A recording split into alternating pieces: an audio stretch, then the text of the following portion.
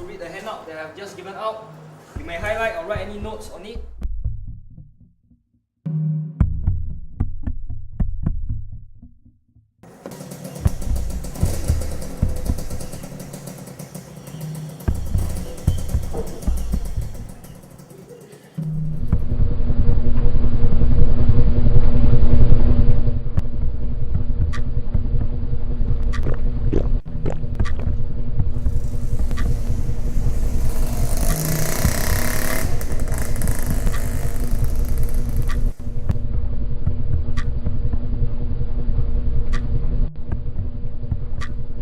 It's difficult because your teacher is talking in front and you try to pay attention, but you will be noticing, oh, who just walked past the classroom? Oh, I know that person. Oh, look, my friend is twiddling his pen. Where did he buy this pen from? Oh, I can hear the girl behind me drinking water from her water bottle. And basically, all these small little things catch your attention while you're trying to pay attention. So by the end of it, 30 minutes over, the bell rings and you're like, oh no, I didn't learn anything during my class.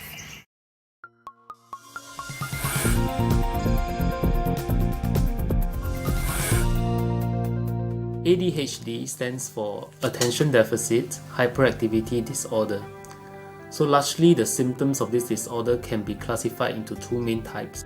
Students with ADHD present with two main clusters of symptoms: hyperactivity, impulsivity, and inattentiveness, or both of the above.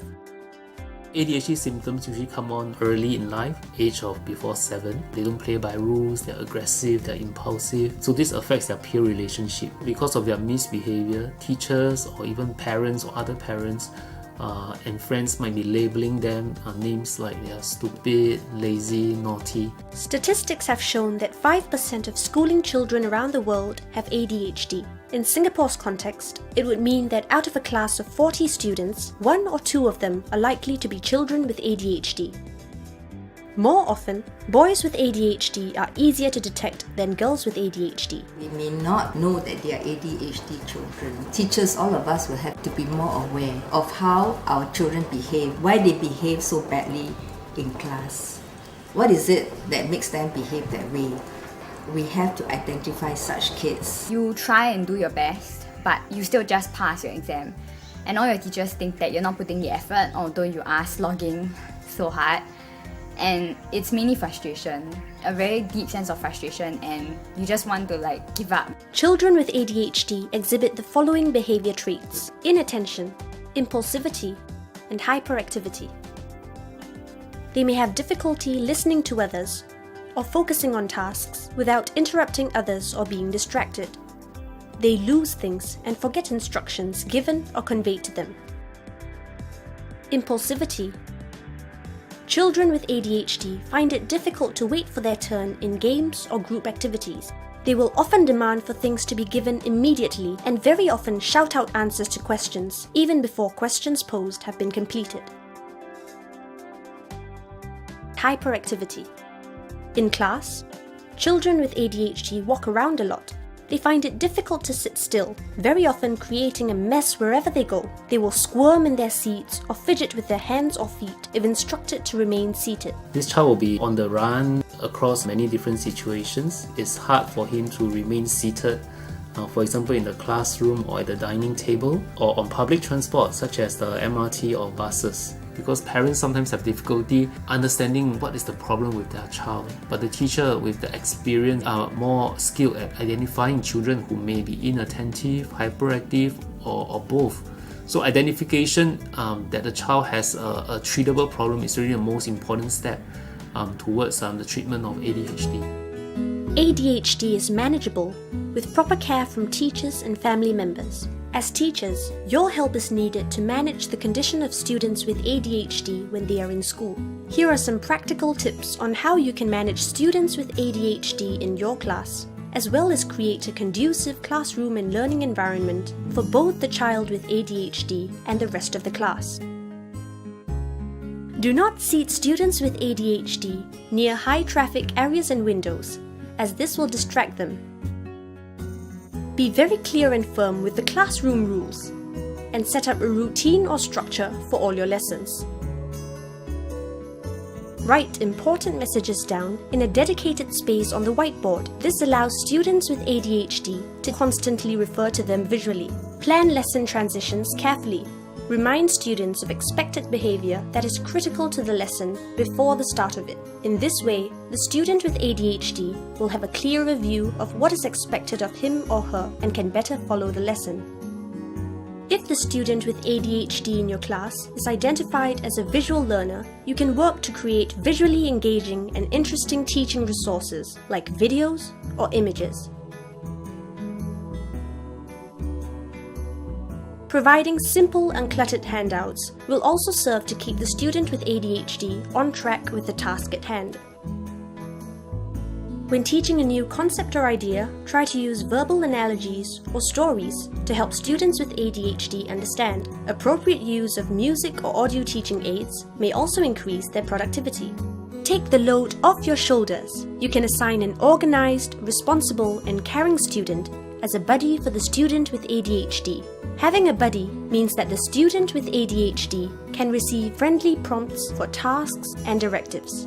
Most students with ADHD cope best when they are presented with activities that include the use of at least 2 of the 5 senses. Most students with ADHD are good kinesthetic learners who learn by doing. As such, hands-on tasks can capture their attention for a longer period and learning can be better facilitated. Whenever possible, try to infuse more hands-on activities in the classroom, such as the use of teaching manipulatives. A more student-centered collaborative learning approach would also work better than teacher-directed lecture-style lessons. As you attempt to include the student with ADHD in your lesson activities, beware of how the rest of the class is interacting with him or her. While the student with ADHD requires your constant monitoring to learn well, you should not focus on him or her too much, as it will put the student with ADHD even more in the spotlight. During lessons, you can allow your students with ADHD to do the following simple in-class tasks. Clean the whiteboard whenever you require. Move around the class to give out books and materials to classmates. Run errands, such as carrying books from your desk to the classroom. Assist in lesson presentations by clicking slide transitions for you. Allow short breaks during lessons for the class to engage in some form of physical activity. This helps to work off some of the pent-up energy in students with ADHD. Praise works as positive reinforcement that conditions the student with ADHD to prolong desired behavior. It is a good teaching practice to praise the student with ADHD immediately whenever positive behavior is exhibited. This will help them to associate the positive behavior with the reward. A praise should come after the positive behavior shown and should also be specific so that the child is encouraged to continue this good behavior. The child may not understand why he or she is being praised. One could actually be more specific. For example, thank you, John, for emptying the waste paper basket. Then it becomes some specific. They don't know they're ADHD children, so when they're naughty, they actually punish them in all kinds of ways. Andy, why so forgetful? Then I bring your work again. I'm getting very impatient with you. You get it? Stay outside the classroom. Do not enter the class anymore. One fine day, you might be in a class with a child who just can't pay attention, just can't sit still, and instead of scolding him or sending him to a corner, sending him to the principal's office and just writing him out as a troublemaker, you should actually just sit down, think about it, and just remember that not all students are going to pass through your class without any incident. Some of them are going to give you problems. Always remain calm and composed when addressing disciplinary issues with a student with ADHD. As with encouragement, this should also be done immediately after an undesirable behavior is observed. Describe clearly to the student with ADHD what should be done instead. Always keep in mind that encouragement works better than punishment. At the end of every class, students can reflect on what they have learned. This will allow you to check that all students, including students with ADHD, have understood the lesson. The student with ADHD should keep a notebook containing daily updates of the student's academic progress, homework, and feedback from you on his or her behavior in school.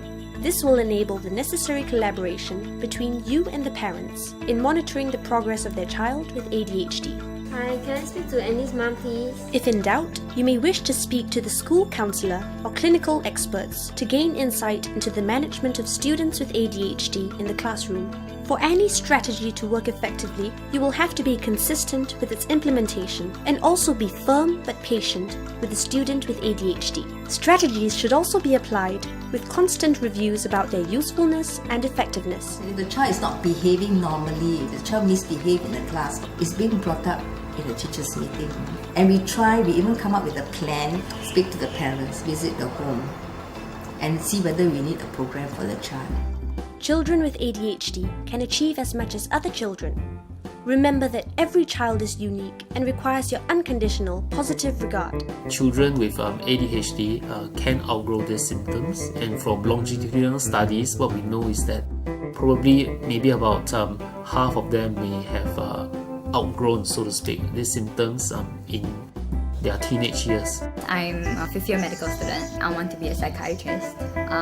Partially because of the experience I've had, I do want to help people with ADHD also, because I think that it's important to correct the confidence that has been lost over the years when you realize that you're not doing as well as your friends, teachers think you're stupid, and you just develop this extreme despair because you can't live up to your own potential. If you pick him out, he might end up becoming the next right lawyer or excellent, inspiring teacher. Once the child trusts you and knows that you are there for the child, she will trust you all the way. Take some time to evaluate the strategies to find the best mix that works for both the student and yourself. You can help manage ADHD.